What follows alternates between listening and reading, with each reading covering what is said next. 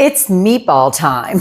Wherever you are, whatever month of the year it is, we love meatballs. They're so easy. You can flash freeze them and then take out whatever you want, whether you want 3 for lunch or make a whole dinner for everybody. Meatballs are fantastic and they're so easy to make, especially if you have like a meatball scooper, which I love my tools. So I am going to mix a pound of ground beef and a pound of maybe fresh ground pork. Let's get started. Hi, welcome back to this episode of Keto Over 50. I'm RJ. Thank you so much for joining me. I am looking forward to sharing this with you because I'm going to make the meatballs 2 ways. I was going to make barbecue, but I thought about it. And you know what? At holiday time, it's especially nice to put out some sweet and sour meatballs. And you can serve them in a crock pot or on a warming tray, all different ways. So I thought I'm going to make sweet and sour meatballs and I'm going to make Italian meatballs. So all that's left is how do I season them so that they don't contradict, so that one recipe doesn't, you don't want to bite into a sweet and sour meatball and taste gobs of Italian seasoning and Parmesan cheese. So right now I'm dicing up a shallot, not even a whole shallot because he was starting to make me cry. Shallots are never supposed to be that hot. So I had his brother, okay, and I'm just dicing it up pretty fine because you don't want to bite into a meatball and get a big old chunk of onion or shallot. Did you say shallot or shallot? I watch a lot of cooking shows lately and they all say shallot. Okay, so it's a half of a very big shallot. And I am going to put in, I'm stumped because I was thinking more garlic cloves, but I think this guy's a double and this guy's a single. So I think those 3 make up like 2 garlic cloves. And I will put the recipe down below in the description so you don't have to worry about keeping up or writing anything down unless you like to. I'm a big note taker. I find I remember things better if I write them down. But I do the work for you here so you can just sit back and relax and decide if this is something you want to make. I think it will be. Seriously, you can put these in a food saver bag. You freeze them first so they don't crush when you clamp them into that food saver bag. You freeze them first. I just use my paper binder clips and I put a food saver bag in the freezer.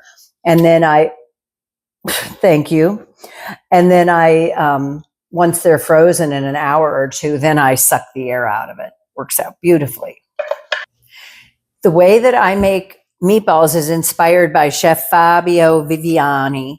He suggested putting ricotta cheese in instead of milk. And it makes such a difference. It keeps your meatballs nice and juicy, really good. So I ran to the store yesterday and bought some pork. And then I ran to my freezer to get some ground beef. There we go. We're going to set that aside so I can do this, flatten them and mix them all together. And then I'm going to add 2 eggs at room temperature. These are not at room temperature. Ooh, but they're cool. They're not icy cold from the fridge. Next, I'm going to add a half a cup, 4 ounces of ricotta cheese, whole milk, because it's lower in carbs.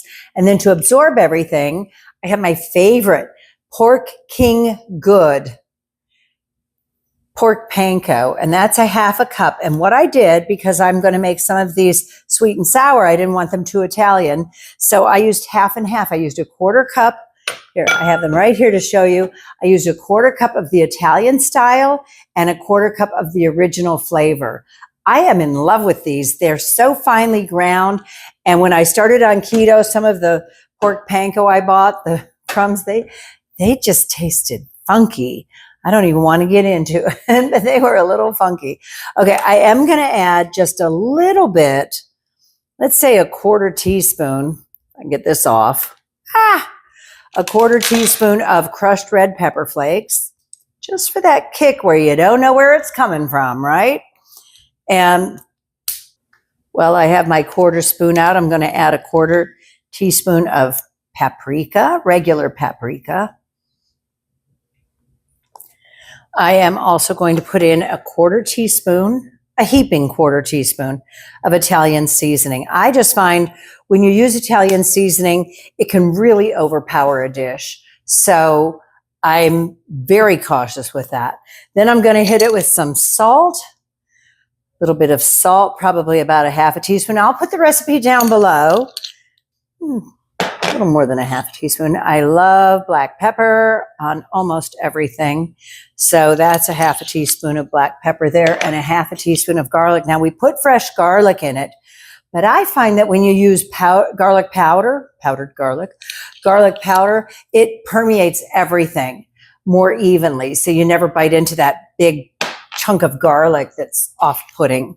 And then even though we have the shallots in here, same thing with the onion powder. I just find adding a powder really helps it. Now we're going to bake these.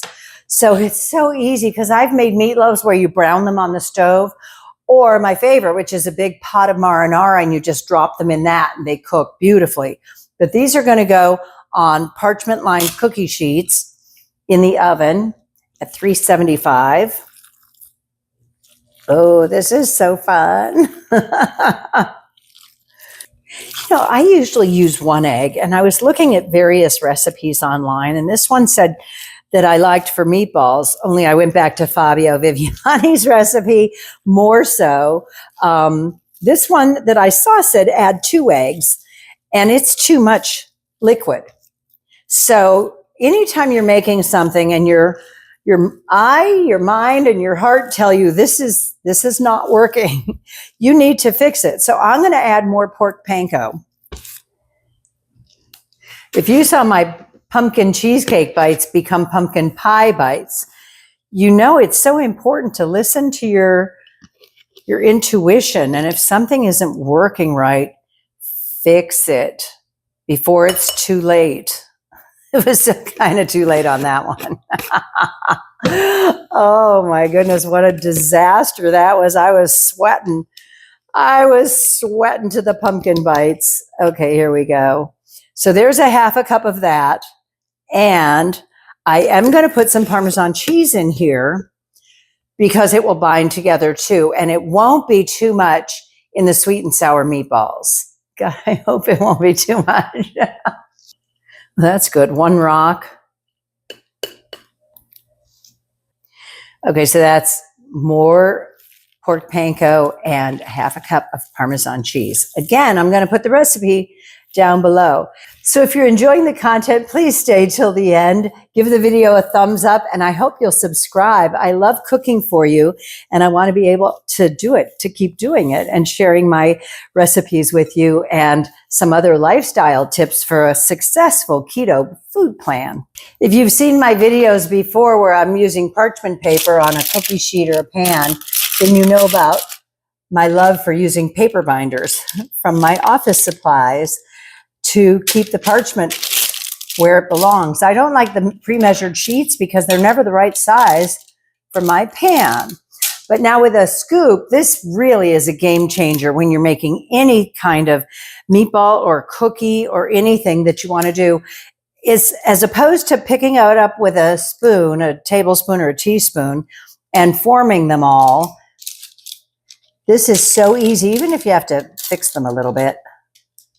And when you finally do get the right product, it's just a game changer. It really is. Look at that.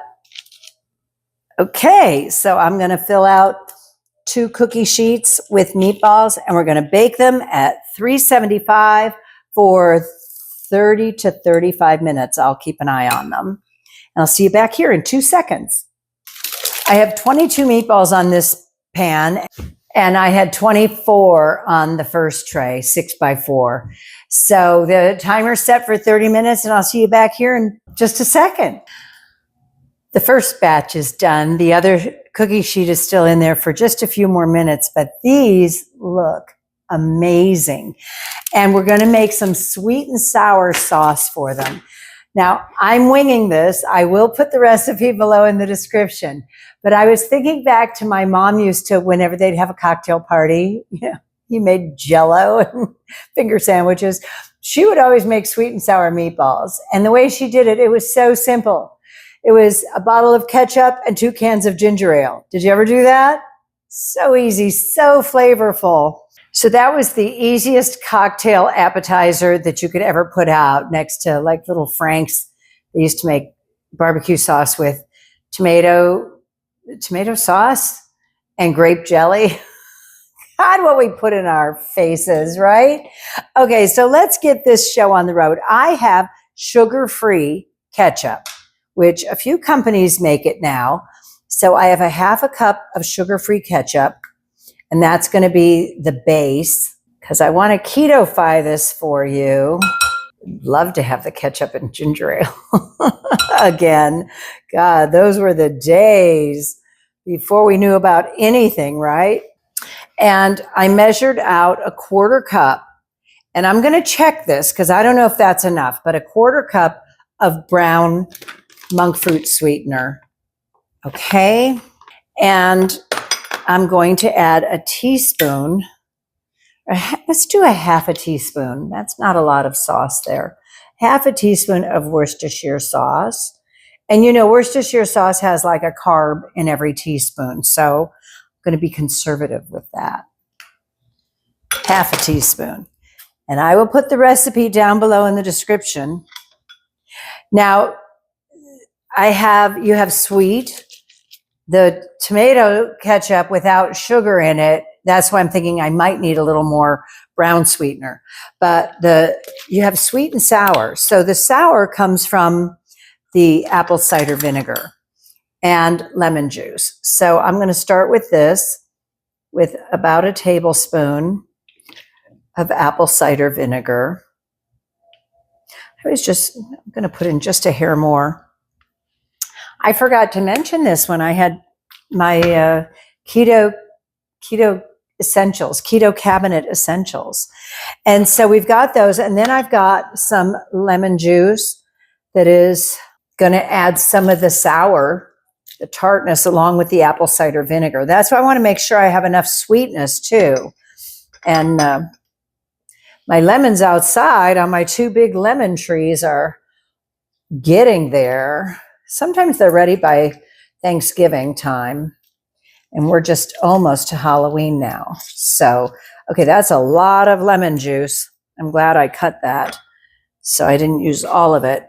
And I'm going to add salt, and I am just going to add, what is that, a 1/4 teaspoon, a heaping 1/4 teaspoon, because you gotta have salt in almost everything. And then I'm going to do garlic and pepper and onion powder. I went a little heavier on the pepper and the onion powder just because I think it'll be fantastic. And then I'm going to add, let me see, this is really powdery, this ginger extract. I'm going to put some of that in there, heaping 1/4 teaspoon. And that's it. Let's see how it turns out, because sometimes it's just a matter of your old taste tester telling you whether you're on the right track or not. Even have a little spoon here so I can taste it. My guess is it might need more sweetener. So let's see. And you do this the way you like it to taste. Sweet and sour is such a unique combination of flavors. I was absolutely right. I think it needs a little bit more sweetener. That's just me, okay? And I'm not going to do a full 1/4 cup. I'm going to do 1/8 of a cup. And so let's see how these go. I should probably taste one before I put the whole cookie sheet of meatballs in there, right? Now I've scared myself. The ultimate taste test. So I'm going to roll it around in there. It's not too late to doctor it up another way or make it barbecue. I don't think it's going to need it. I'm excited. Oh, yummy. If you never try new things, you're going to eat the same meal day in and day out. And we shouldn't be limited to boring entrees. These These are so good. If you put these out at a cocktail party, your guests would devour them. If I was making these for a cocktail party, like a little appetizer, I would use my smaller meatball scoop and I would make them super tiny. Oh, those are good. Mm. Mm-mm. 2 thumbs up. You may proceed. I'm going to gently toss them in the sweet and sour sauce. That worked. I know. I sound way too surprised to have made these for you, right? Not knowing if they'd turn out okay. You could even put the sauce on the stove and cook it to thicken it a little bit, but I don't think it really needs it. Look at that. Just perfect. Ooh, another victory. I'm so excited. Okay, trying to find a little one so I can bite into it and still talk to you. But these are such a keeper. I love it. And I've got more meatballs, another whole tray. Look at this. Another whole tray that I am going to make with marinara sauce, maybe a penne alla vodka sauce, cheese sauce. I'm going to use bottled sauce that's very low carb. And I think I'm going to make a spaghetti squash. And I'll have spaghetti squash with the meatballs on them. So I'm going to save those and package them up. But this is dinner tonight. I'm so excited. Gosh, I hope you'll try these. The meatballs are so easy, however you want to serve them. You could even make Swedish meatballs or meatballs Alfredo. And I just hope you'll try this. Good luck with these. Don't skip the ginger. This sauce is dynamite. These are so good. We got holiday time coming up, holiday parties. Make little meatballs about this size. Now that I've eaten half of it, about this size, and put them in a crock pot, and they'll stay warm for your guests. And next to them, put a little jar of toothpicks so they can reach in and grab one and enjoy these. They're so good. This is RJ saying thank you for joining me. Please hit the like and subscribe button. I really appreciate it. It'll really help my channel, and I can keep cooking for you. Thank you so much for joining me. Stay beautiful. You know you are.